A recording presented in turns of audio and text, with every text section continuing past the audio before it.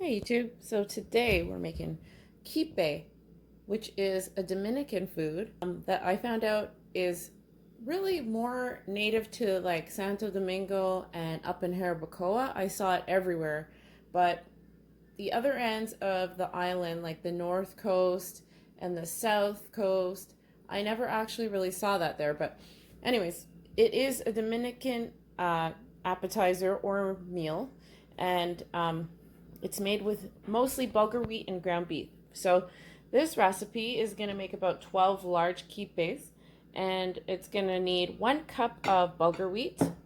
This is what bulgur wheat looks like. So bulgur wheat is a type of wheat, but it's not cracked wheat. I just have an example here of wheat berries. It's not your regular wheat berries cracked up. It's wheat berries that have been cracked and steamed. So that's the difference between bulgur wheat and cracked wheat. So this here, I have a bag of it. I bought this by accident. It is bulgur, but it's in its whole form, you see. So if I want to make something with this, I'm going to have to grind it up in the blender. But it's all good. I don't mind doing that. But this one here is the last of what I had that's already been pre-ground up. And this is usually how you buy bulgur wheat. I don't know why my camera's not focusing very well. Sorry about that. Okay, so I have here 1 cup of bulgur wheat, and I'm going to add 2 cups of boiling water. And the recipe calls for this bulgur wheat to sit for 4 hours. I think if you use hot boiling water, you'll be able to get away with, maybe 2 hours at least. But I'm going to leave this for 2 hours to sit in this hot boiling water. So it's 2 to 1, and we'll come back. So the bulgur wheat has had a chance to sit. I just put a plate over top of it so that the hot water would be able to expand within the bulgur. And I did wait the full 4 hours, and it's well worth waiting the full 4 hours. The texture is nice and fluffy of the bulgur, and it's actually stickier this way when you let it sit for 4 hours rather than just an hour or two. So this is set for 4 hours. Now I'm going to be adding 1 pound of ground beef and 1 teaspoon of salt, 1 teaspoon of garlic, 1/4 teaspoon of Italian seasoning, and about 1/4 of a large onion, or half of a small onion would be the same. Normally for the kipe recipe, a very traditional herb would be cilantro. A good second place would be parsley.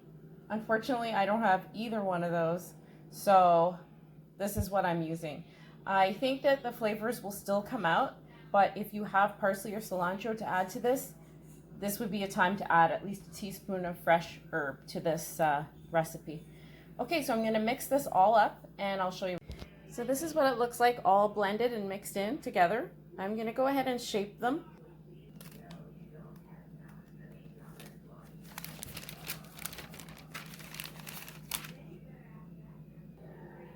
So here's the second layer. I've got 2 layers here. So now you can either freeze these, put these in a container with the parchment or wax paper separating the layers, and put in the freezer so that you can have it whenever you want. It's good for 3 to 6 months in the freezer. Or if you want to serve these up right away, you put them in the freezer for 1 hour and then fry them. So I'm going to go ahead and put these in the freezer right now.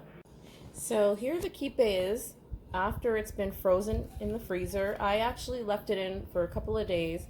I had other things to do, so I left this for a couple of days later. But you can cook this chilled after 2 hours of chilling it, or you can just cook it from frozen. These can be cooked frozen in the pan, and it's going to be about 9 minutes. I've tried it. It's about 5 minutes on medium-high heat on one side, and 5 minutes or 4 minutes on the other side is what you'll need to get these cooked through and crispy and golden on the outside. So I'll show you what that looks like.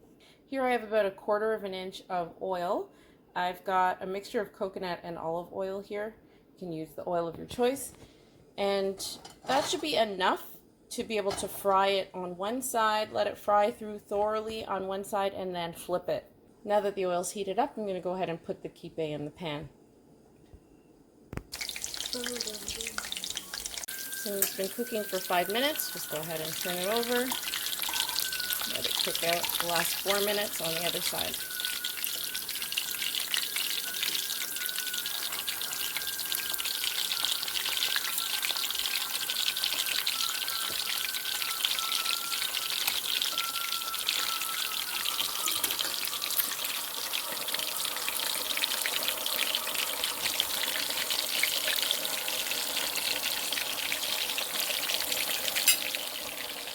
Kipe is ready and golden on both sides.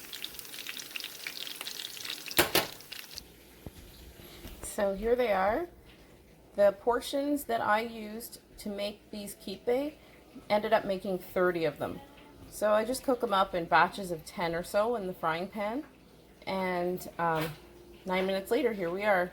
So these can be made bigger, but I like this size because this is how I remember it as a street food when I did eat it in restaurants and as a street food in Jarabacoa. These are really good for you as a snack or as a meal because it is high protein. A great high protein snack, great high protein meal. Bulgur wheat in and of itself is like a superfood. It has the whole grain aspect of it, so you're not just getting part of the grain where you have with white flour. It's the whole entire grain being used. That puts it lower on the glycemic index, so it's going to burn sugar slowly into your system. So this is actually very good for you, even though it is a carb. It's a complex carb. And of course, the ground beef is high protein as well. Hopefully you give this a try. It's delicious, it's nutritious, and it's a great Dominican food. It actually comes from the Middle East.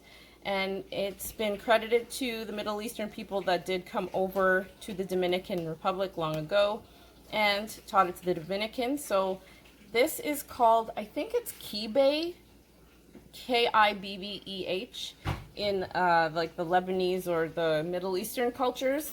But it's been adopted by the Dominicans and it's called Kipe, whether it's with a K or a QU. It's either way. So I hope you give this a try. Thank you for watching, and see you in the next